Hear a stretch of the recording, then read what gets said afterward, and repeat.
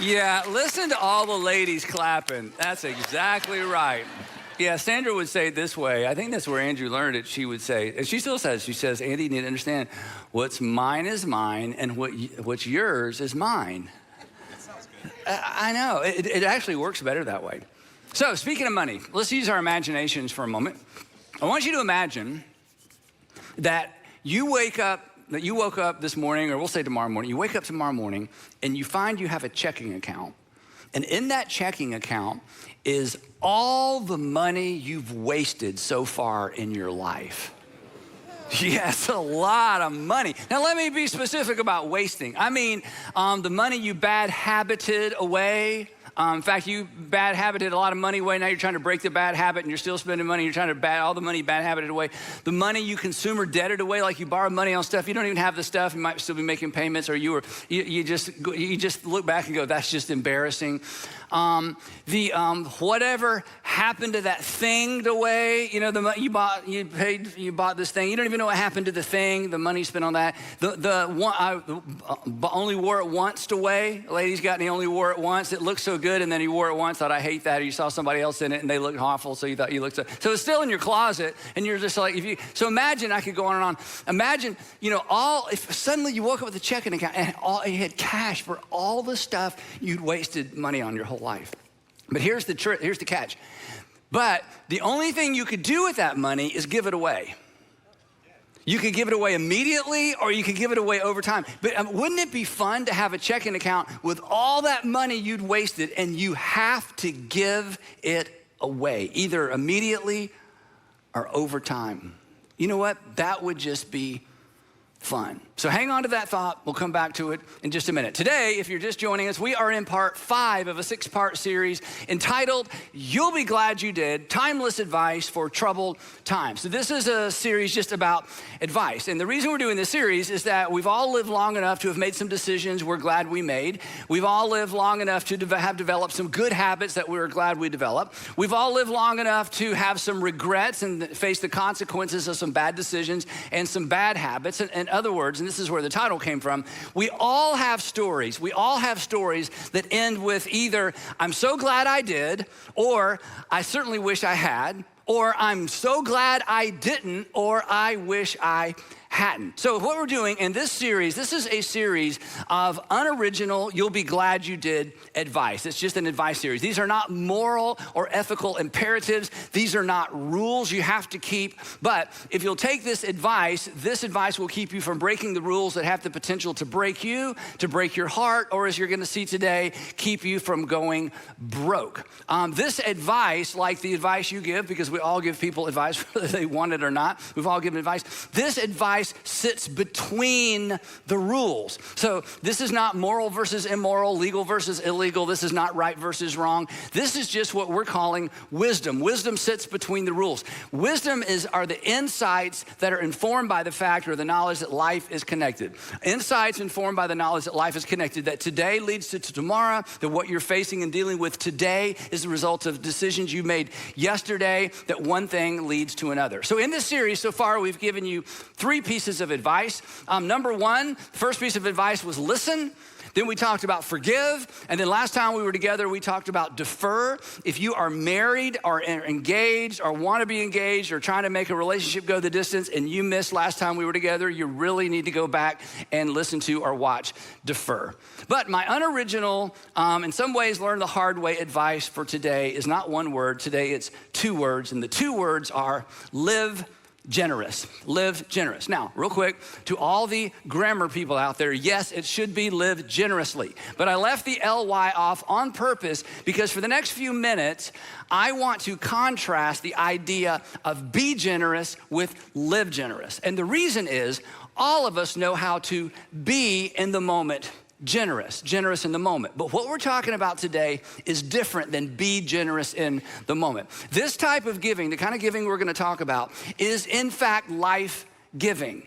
If you will take the advice I'm gonna give you today, you're gonna save more money, you're gonna give more money, you're gonna consume less, and maybe the best outcome of all is you will be less consumed by what you have, by what you don't have, what you want, and what you ultimately hope to have someday. Because we don't just live in a consumer culture, we are consumed by oftentimes our consumption because we know what everybody else has, and not only do we know what everybody else has, we know what we could potentially have, and it's so easy to get. I mean, it's just crazy. I don't need to spend a lot of time there, but goodness gracious, you almost think about it and it shows up, and an hour later or 2 hours later, they bring it to your door in a little white bag and hand it to you. It's just amazing. So consequently, it is easy for us to be consumed by our consumption, which just ultimately consumes us. And it ultimately makes us, and if you're person of faith or a Christian, this is so important. Ultimately, even if we can afford it, it causes us to become more and more self-centered, which is the antithesis of what it means to be a follower of Jesus. So today, for the next few minutes, I'm going to attempt to teach you how to live generous and to motivate you to live generous. Not how to give. You already know how to give. Everybody knows how to give. In fact, part of the problem is that Americans easily confuse generosity with what we'll just call random acts of giving. But random acts of giving is not generosity. Random acts of giving is random acts of giving. And the way to understand the difference is similar to how we all consider ourselves good people. I mean, you're a good person, right? If I were to say, are you a good person? Oh, I'm a good person. And if I were to say to you, you know what, I don't think you are a good person, here's what you would do. You would immediately tell me about something you did good.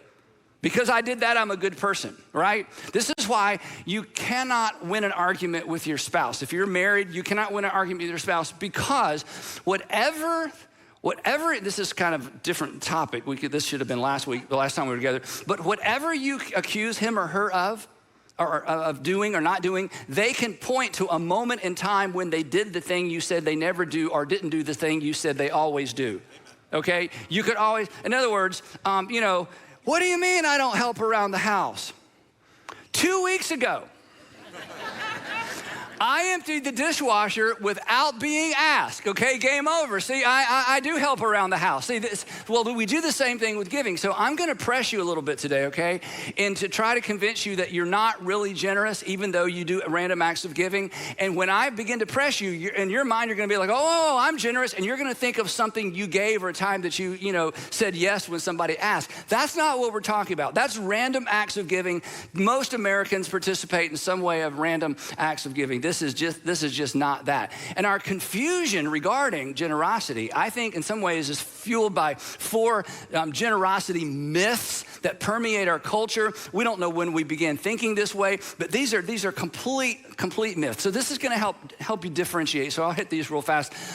Myth number 1, we've already talked about, the generous is spontaneous. Generosity is not spontaneous. Spontaneity is spontaneous, right? Giving spontaneously just means you're spontaneous, not necessarily generous, because greedy people will give spontaneously if they think it will help them or they feel pressure or people are watching, right? Spontaneous giving, and I know this because of what I do, spontaneous giving is often emotion-based. In my experience, the best way to get people in a room to give money in the moment is to stir up their emotions.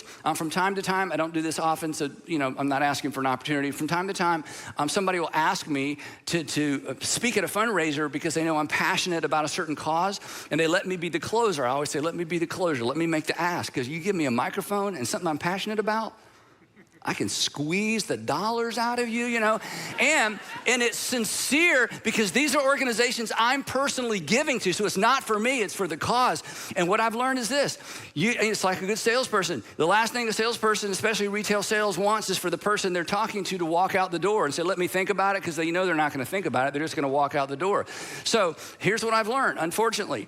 When I'm talking to a group of people and I don't know if they're generous or not, I gotta stir the emotion. Somebody's gotta cry. I mean, you gotta feel it. And once you feel it, you're gonna write checks and you're gonna and that's not bad. I mean, and giving based on emotion and spontaneity, I mean, that's not a bad thing. I just want you to understand that has nothing to do with being generous.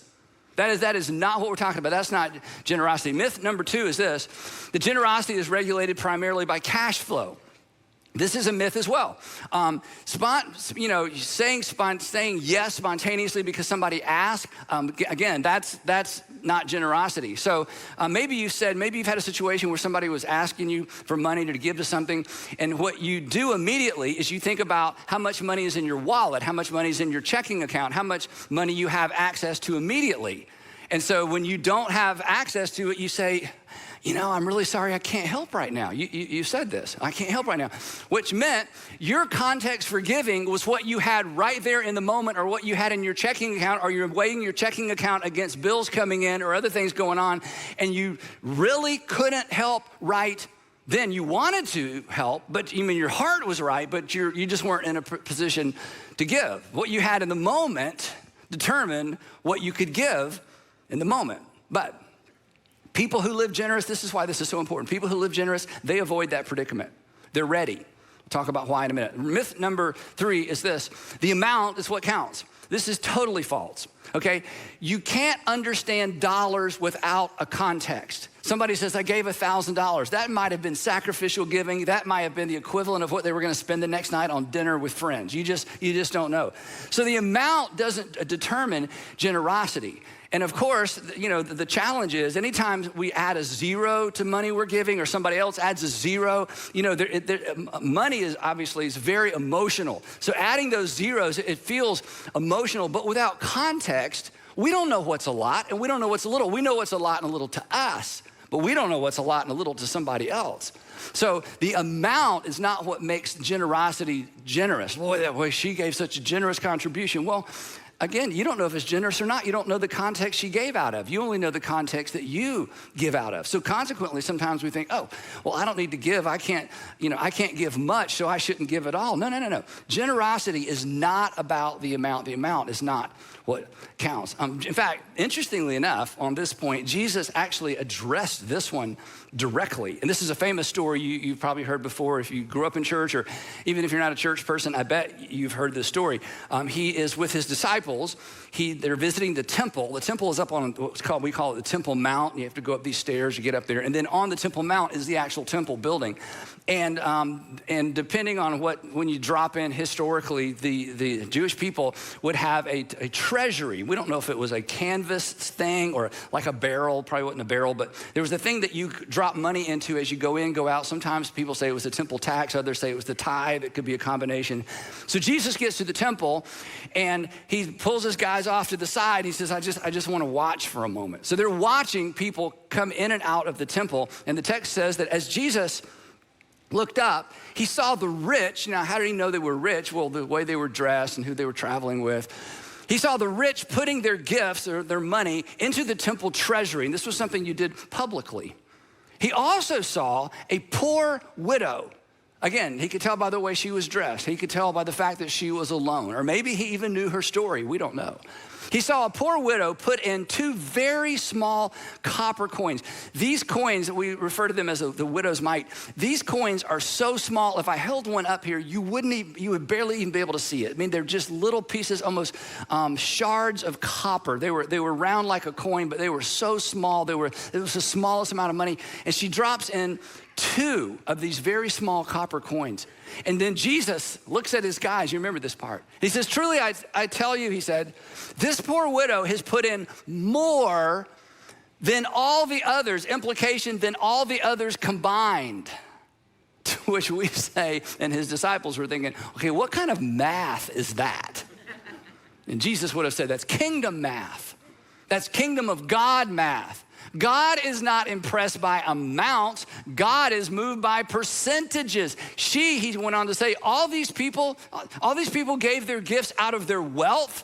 In other words, they had a lot left over. They gave, some percentage.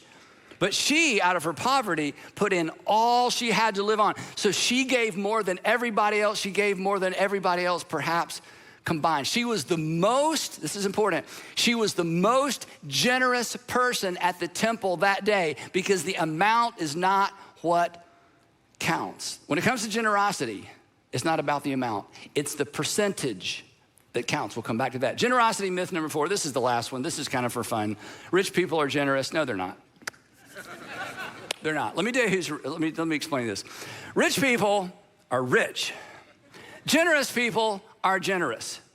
And the two aren't necessarily the same. In fact, there's no necessary correlation. In fact, the truth is, and some of you can attest to this because of the way you grew up or maybe the circumstances you're facing now, poor people, and Jesus just illustrated this in this little snippet of narrative we looked at, poor people are generally far more generous than wealthy people. And here's one of the reasons why.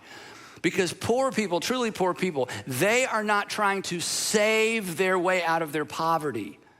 They're trying to survive. They aren't saving to get ahead because they know getting ahead financially is virtually impossible.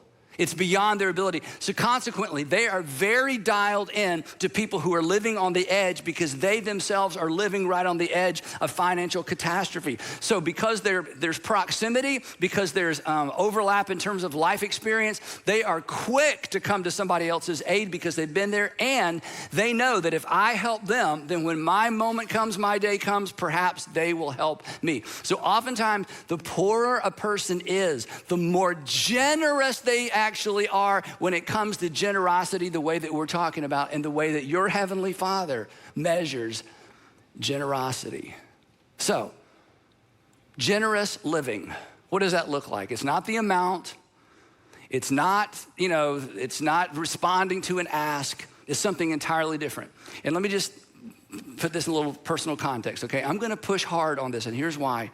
This is so important, especially if you're a Jesus follower. I'm telling you, this is so important. If you're not a Jesus follower, there's something to be learned and something to be gained, but if you're a Jesus follower, this is so important. And I wanna say up front, just full disclosure, this is easier for me than it is for many of you, or maybe most of you, because of how I was raised. My parents would give me my allowance in dimes, so I could easily pick out the 10% that would go to the church.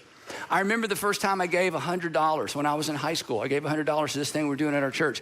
And I just remember sitting in the pew wrestling. I would say kind of wrestling with God or wrestling with my conscience. $100. I was working minimum wage at, Winn-Dixie cleaning the meat department. Another story for another day. But I just remember, I was just raised that the first money, when you get money, the first thing you do is give it. So it's been the habit of my life. I'm not asking you to do anything I haven't been doing literally all my life, but I was raised that way. But for some of you, this will require an adjustment, but I'm telling you, if you will do what I'm about to ask you to do, you will be glad you did. You will be glad you did. If nothing else, you will be less consumed and controlled by our culture of consumption, because this is the way forward. So real quick, I'm gonna give you a definition of generous living, or how to live generously. It's very clunky. I made it up. You don't have to memorize it because I'm gonna walk you through it. So here it is, generous living. Here's what we're gonna learn to do. The premeditated, calculated, designated emancipation of financial assets. Hold your applause. That's right.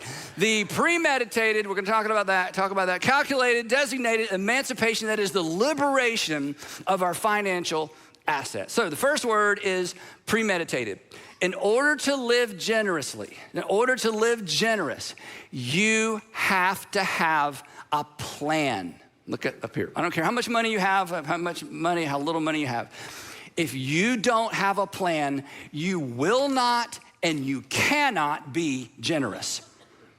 If you don't have a plan, it is impossible for you to be a generous person. You will confuse random acts of generosity with generosity, but you're not necessarily a generous person, because without a plan, you don't know. You have to have a plan. You will be a consumer, and you will be what I call a triple S giver, because you're gonna give. We all give. The triple S giver, spontaneous, we talked about that in the moment. Sporadic, just kind of here or there when people ask me for it. In fact, you're gonna wait to be asked. And sparing, you will never give as much as you can actually give without a plan. You will feel the strain of what you give, but you will never maximize your potential to give without a plan. It is impossible. You've got to have a plan. Now, some of you say, well, I'm not really a numbers person. Doesn't matter. Some of you are like, I'm too much of a numbers person. Live meticulously by a budget. So what? If you don't have a giving plan, you are not going to live a generous life. Now, years and years ago, one of the things that helped me with this, I read a book by Ronald Blue. He's written a bunch of books on financial investing and inheritance. I mean, all kind of great books he's written. An extraordinary gentleman, good friend of mine. But the first book I read by Ron Blue was actually his first book. And in the book, he made this point. He says there's basically only 5 things you can do with money. Here's Ron's list. You can spend it, repay debt, pay your taxes, save it, and give it. And when I saw this list and when I read this list, I remember thinking, that's actually the order that we live in, and it's actually the order most people give in, which amounts to this. Me first, creditor second, government third, me fourth, others last. Now, this is actually me second because the things I've borrowed money on are for me. So it's me, government, me, others last. Now, look carefully. This is important. Look up here. If you're not a person of faith, okay, you should think about this. I mean, this is a little bit incriminating, especially if you think, oh, I'm a generous person.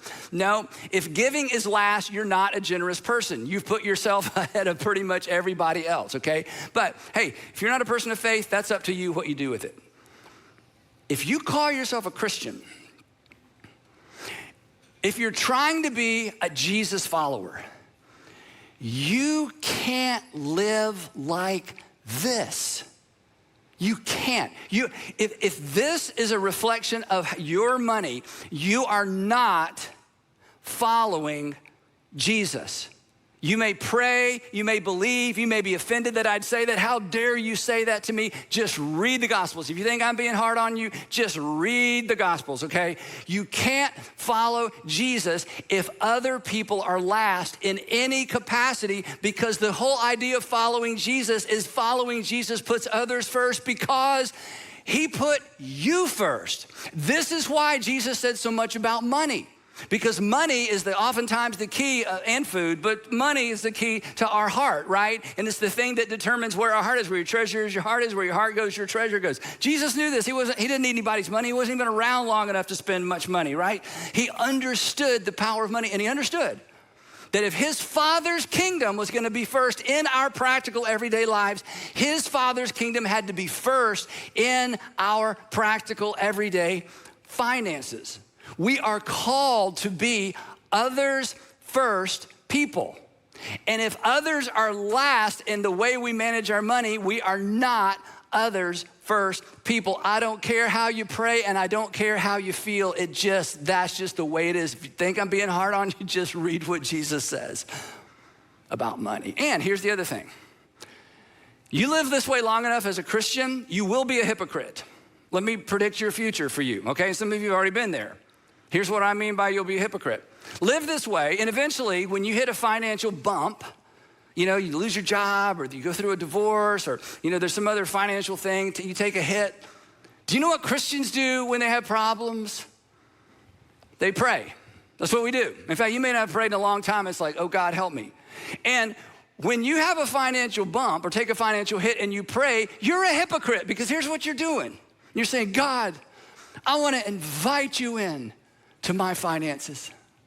God's like, well, it's been a long time. That's a first. I mean, usually it's like, oh, no. It's like now you want me to get involved in your finances. I mean, how hypocritical is that? God's gonna be last, others gonna be last financially. I have a need, oh God, please, I just want to welcome you. I got to sell this house. I need a job. I need. You're gonna be a hypocrite. You don't want to be a hypocrite. You don't even like hypocrites. None of us like hypocrites. So you need to reverse that order now as a Jesus follower. And it's not that you shouldn't pray when you hit a financial bump. Of course you should pray. In fact, many people come to their senses financially when they hit a bump and they finally reverse that order and invite God into their finances, not in the moment of crisis, but habitually as a way of life. And that's what I'm inviting those of you who consider yourselves Christians to do. To not do this, you are treating your Savior as a helper, not a king. Come help me, but I'm not gonna follow you. Come help me out, but once you bail me out, I'm not gonna follow you. And Jesus didn't come to be your helper. He didn't come to be my helper. He's a king. who came to reverse the order of things, that makes marriage a submission competition, that says, I want you to look for ways to go to the back of the line. For even the Son of Man did not come to be served, but to serve and to give his life a ransom for many. And if you're gonna follow me, how dare you put giving at the end of the line? I mean, what does that say about your appreciation, your confidence in God? So that has to change, right? But otherwise, you know what? We're consumers, but we're not followers. That brings us to calculated. Aren't you glad we're moving on? The premeditated, calculated. Okay, here's the thing. Here's how generous people think. Generous people pre-decide. That's what calculated means. Generous people pre-decide. They don't wait to be asked. They don't wait to be asked to see what's in their purse or in their wallet and their checking account, or I got to think about it. Let me kind of get home again. No. They have pre-decided. They've pre-decided an amount or a percentage, and percentage is better because percentage rises and falls with income. They pick a percentage and they set it aside, and that money is as good as given. It's just, this is so fun. It's just waiting for an opportunity. The way I was raised and the way I've lived my life, and you can do this any way you want to, there's no rules. I just figure when money comes to me, I need to immediately put a percentage away. I immediately give a percentage to the things that I feel called to give to. We'll talk about how you figure that out in just a minute. It just goes. I want it to be first. I want you to know, God, this is coming, but you know what? I'm gonna give first, because Jesus said in the context of money, we love the verse, but we forget the context. Seek ye first the kingdom of God. In other words, when something comes your way, you put God's kingdom first. And money is the most practical way to do that. So people with a plan, people who are generous, they have a plan and they have pre-decided. They've pre-decided what percentage or what amount of money to go. It's just done. It's just waiting. It's just waiting to be allocated, because in my mind and your mind, that money is gone. Either immediately, or if you have some big financial opportunity or some big financial event and you got money coming your way, you just take it and you set it aside and you say, you know what? That money is as good as given. I can't wait to find out where it goes. And let me tell you this, no matter how much money you make, okay, now if you're in it right now, you're looking for a job and things are upside down, you take this in context. For most of us, no matter how much money you make, to have a plan and to have picked a percentage and to choose where that percentage goes, I'm telling you, it puts the fun in funding, it brings the joy to giving, it brings the joy to life, and it is a keystone habit. Giving first is a keystone habit. It will impact everything else you do financially, because when you flip that script, when you flip that list, I'm telling you, it impacts everything. Besides that, we never miss money that we give away. So back to our definition. Premeditated, calculated. Next up, designated. That means, this is so fun, generous people have already decided ahead of time where they're going to give or allocate their giving money. Generous people don't have to be asked. Generous people don't wait to be asked. Generous people are proactive. They've discovered, here are the things that are important to me. Here are the things that are making a difference in the world. I'm gonna let them know I'm gonna be proactive in my giving. I'm gonna go ahead and designate this. This doesn't mean you don't give sporadically. This doesn't mean you don't give spontaneously, but that's the add-on giving. Generous people have already decided. And I'm gonna give you a tip in terms of how to decide. Always give from a grateful heart and a broken heart. A grateful heart and a broken heart. You need to ask personally, or maybe as a couple if you're married, or as a family. In fact, if you've got kids who are old enough to participate in this conversation, it's so much fun. We did this with our kids. My parents did this with me. I can still remember sitting in the den around this little pecan, coffee table, talking about where we were gonna give money.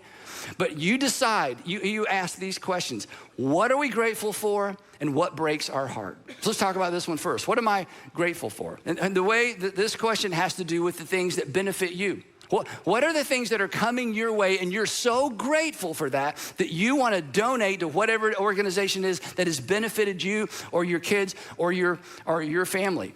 This is why.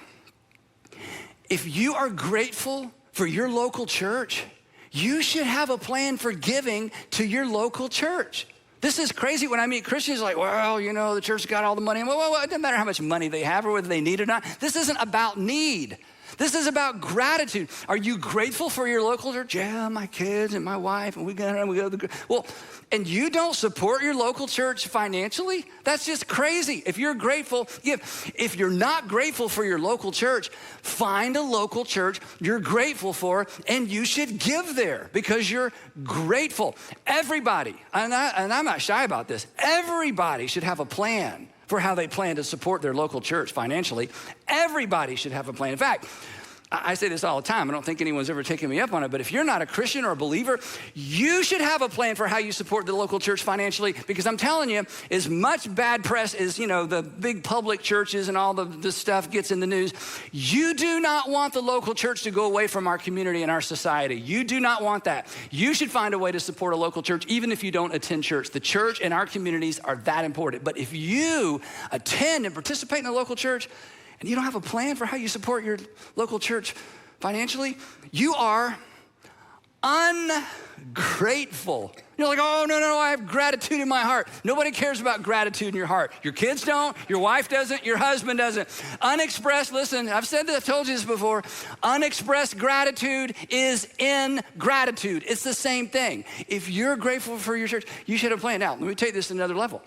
If your children or your grandchildren left home and went to college somewhere and they found a church in their college town and they're attending that church, you should send that church some money, because aren't you grateful? Number one, your kids are in church. Aren't you grateful there is a church in their college town they want to attend? You need to write a check with a letter that says, I'm gonna send you X number of dollars every single month. I love what you're doing. Thank you for ministering to my son or my daughter or my grandchild. Because you're grateful. So show your gratitude with your money. And if you have a plan, and if you've already designated it, it's painless because you've pre-decided and now you're proactive and you don't have to wait to be asked, right? Everybody should have a plan for how they support the local church financially. And then beyond that, you want to ask the question, okay, what breaks my heart? What stirs or what breaks my heart? Now, this is that thing that there's something that, when you hear about those kids or you hear about people being trained to be able to do jobs, or to, people who are homeless or foster care, whatever it might be, every once in a while, there's just something that kind of stirs your heart or breaks your heart.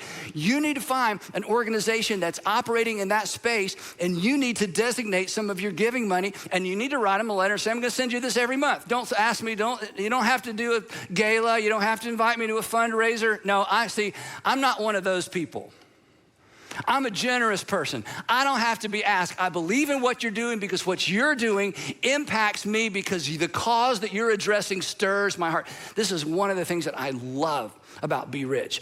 And if you're new to our church, you don't know what Be Rich is, you'll find out in a few weeks. We're getting close to Be Rich season. But see, during Be Rich, we partner with all these fabulous nonprofit organizations. And many of you go and volunteer at those fabulous nonprofit organizations. And some of you, your heart gets captured by what they're doing.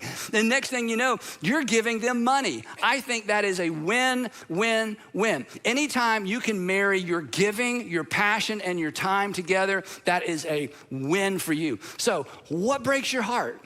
What stirs your heart? What problem in society or maybe in the world would you love to see solved? Find somebody in that space who's doing a great job. And then just decide every month or every time I get paid or every year, we're sending them a check. Don't have to ask, because I'm generous. I'm not the average American giver. I got a plan. I've picked a percentage, and I'm designating it based on what I'm grateful for and what stirs or breaks my heart. This is what connects your heart. This is what connects your heart to your giving. Now, another way of saying all this is this: saving prepares you to say yes to you, and you should save money. Living generous, this is what's so powerful. Living generous prepares you to say yes to what's important to you. And look up here, if you don't have a plan, you won't be ready. If you don't have a plan, you will be inconsistent. If you don't have a plan, you'll be thinking, how much is in my checking account? That's how everybody else does it. Don't be like everybody else, because if you do, you put others last, you put the kingdom of God last, you put the church last, and you just can't consider yourself a Jesus follower if that's the case. If you do this, I'm telling you, you will make more thoughtful, intentional, passion-filled, less emotional giving decisions. You'll feel better about, this is kind of a bonus, you'll feel better about saying no to every ask that comes along. Here's why. Because generous people don't feel guilty saying no because they've already said yes. Generous people don't feel, I thank you for asking, but no. I don't feel guilty. No, I don't feel guilty because you see, I'm not an emotional giver. I don't give based on the plea and the pictures. I mean, if you give money to anything you want to. I'm not telling you to say no. I'm just telling you, when you say no, it's because you've already said yes. You've already answered the question. We have chosen a percentage. We got a plan. We're proactive. We are living generous. So you know what? That's not something we want to get involved in right now, but I don't feel guilty because I've already said yes. This is why, if you've been part of our church for any length of time, this may be new to you, what I'm about to say, but I say this every opportunity I get. This is how I live. Again, I would not ask you to do something that I'm not doing, especially as it relates to money. This is why I say the simplest way to organize your financial life is this. You give first, save second, live on the rest.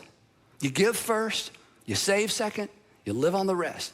If you give first, you will probably save more and you will live more responsibly. I guarantee it. This is a keystone financial habit that impacts everything else. And the result is more joy, more peace, because you're preparing for your own future, and more freedom to live responsibly in this world that we live in that just constantly reminds us of what we don't have, what we think we need, or how to upgrade something that we already have.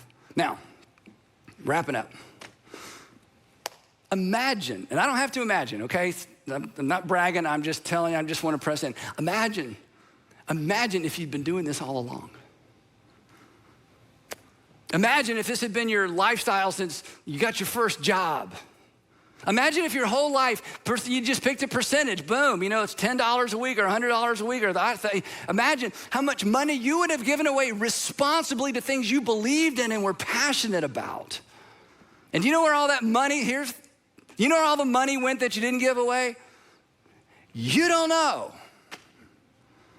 You have nothing to show for it. I mean, you got some other stuff and you upgraded your vacation, but but for the most part, where did it go? I don't have anything to point to. I don't have anything to show for it. I don't want you to live another season of your life that way. And it's not because I want your money or the church needs your money. Look, if you don't trust me, and again, I'm up here talking about I'm the pastor of a local church. I get that. But you know what? I'm responsible for your fellowship and I'm responsible for your discipleship. And how we manage our money is a key ingredient to how well we're following Jesus. But if you don't trust me, then pick a percentage and give it somewhere else consistently. But please learn and begin to live generous. It's better for you. It's better for your children. It's better for our culture. It's better for the world. And it's what it means to, in some respect, to be a follower of Jesus. Come on. For God so loved the world that he gave. That's what people who love do. That's what grateful people do. That's what passionate people do. That's what organized people do. So I'm challenging you to begin living generous. Again, back to where we started. Imagine if you had that checking account, all the good you would do and all the good you could do. And you know what? You're generous in your heart. I bet most every one of you are generous. I wish I could do more. Hey, do you really wish you could do more? Well, I did before you preached the sermon. Now I'm kind of afraid to answer that question because if you wish you could do more, you could do more. I'm telling you, you have no idea what your giving capacity is until you have a plan. And if this scares you, it shouldn't. What should scare you is living another season of your life without doing this. That's what should scare you, because generous people are the happiest people. Jesus said it this way. Here's what he said. It is more blessed to give than to receive. He was not kidding. Blessed means happy. Jesus says, you want to be happy? I want to be happy. Well, then you can't consume your way to happiness. You've already tried. It's impossible because you are made in the image of Creator God. And he says, you want to be happy? Then you flip the script on how you manage your money. And you'll save more, you'll consume less, you'll give more, and you will be happier. You won't be blessed, I wanna be clear, you won't be blessed in the sense of you gave God $1, he gave you 10. I don't believe that. You live in the United States of America. Good grief, we've already won the lottery for most of us when you think about what's going on in the world. So this isn't about give to get. This is about give because you've been given to. And that's the power of a plan, and that's the power of percentage. And this is what it means to follow Jesus with our finances. I don't want you to live another 10 years or get another 10 years down the road and have missed out on the joy that could be yours by doing this. So decide. I just want you to decide. I want you to plan to live generous, which means you make a plan. You pick a percentage, and then you go for it. You designate it. You get busy. You share it with your family. You make this a way of life, and you watch and see what happens. You watch and see what happens to you on the inside and in your heart, and watch and see what happens in your finances. It is a keystone habit. It has the potential to change everything. So give generously. More important, live generous. You will be glad that you did. And we will pick it up right there next time as we conclude our exciting series. You'll be glad you did. Timeless advice for troubled times.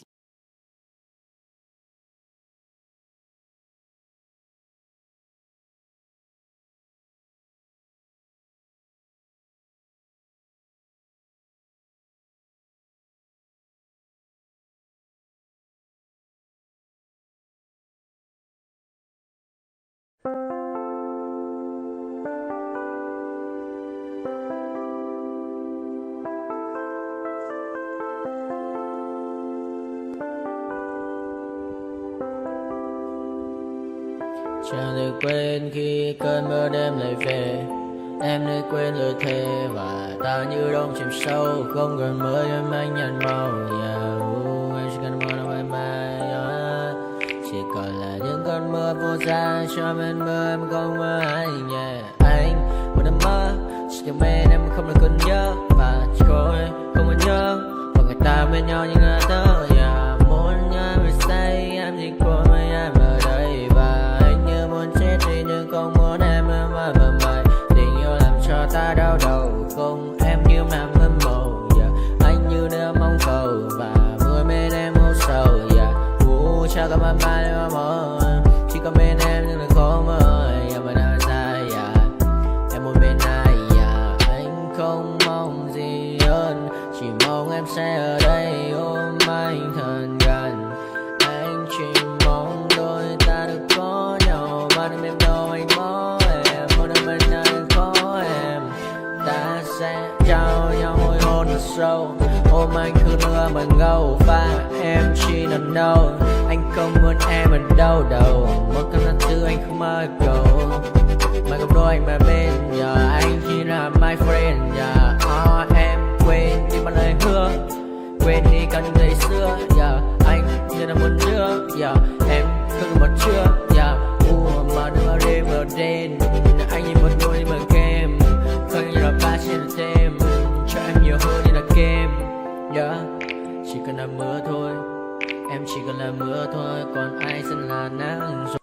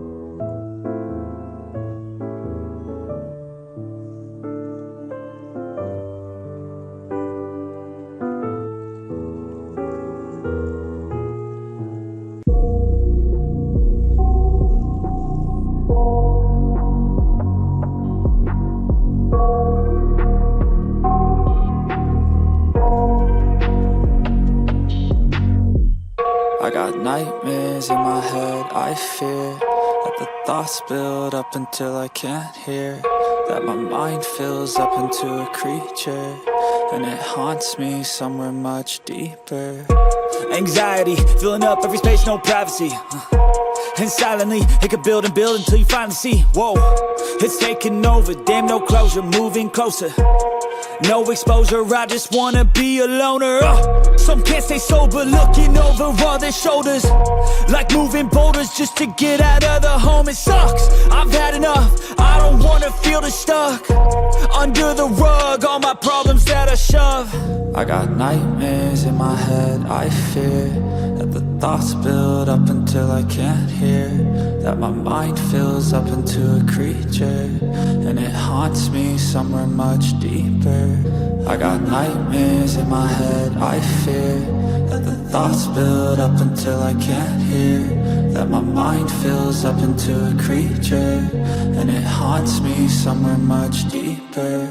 I've been feeling weird, I can't seem to focus good enough. Nothing's really clear, sometimes it could be a little tough. I just need to feel like the end's in sight for me, but let's be really real, anxiety can foggy all this stuff. I've been feeling weird, I can't seem to focus good enough. Nothing's really clear, sometimes it could be a little tough. I just need to feel like the end's in sight for me, but let's be really real, anxiety can foggy all this stuff. It sucks when you finally feel like giving up. Oh God, no luck, everything feels like you're sticky stuck. I'm lost, handcuffed to the bed where I sleep, don't give a fuck. Can't stop, unplug, feeling overwhelmed, I think I've had enough. Gotta find a way to get some energy, gotta find someone who's a good friend of me. I need purpose to make it all worth it, I'm still searching and I'm still learning. I want a life that's filled with memories, not a life with regret in front of me. I need focus to keep me from hopeless psychosis if I keep moping. I got nightmares in my head, I fear.